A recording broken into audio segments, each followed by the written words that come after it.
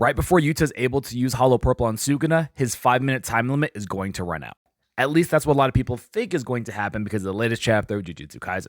Now, I definitely understand why a lot of people think this, because there's no way that Sukuna would survive a full-powered Hollow Purple directly to his face. But the reason I don't think that this is going to happen is because we have hard time limits on everything in this battle so far. For one, we know that Yuta has 5 minutes inside of Gojo's body and he can't use any other of his copied abilities, including intermittently using Kenjaku's copied curse technique. And after those 5 minutes are up, we don't really know what's going to happen to Yuta. But we also know from previous Gojo and Sukuna domain battles that Yuta has 3 minutes to actually battle Sukuna inside of the domain. But even though Yuta's domain broke, the one who broke it wasn't Sukuna through Malevolent Kitchen. It was actually Yuta breaking it by using blue from the outside to pull something into the domain. So we don't even know if the full 3 minutes has passed inside of the domain expansion.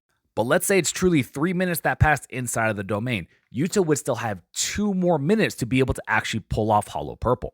The only caveat is if Yuta took 2 minutes to fully heal the body and get back to the battlefield. Which I don't think is the case because we already saw that Yuta is pretty proficient with RCT in his battle against Sukuna when they were inside his own domain with Yuji. Not only that, but we also have Wee Wee who has teleportation to teleport him over to the battlefield if he didn't know how to use blue to teleport. So realistically, at best, there'd be maybe 1 minute that passed when Yuta took over Gojo's body.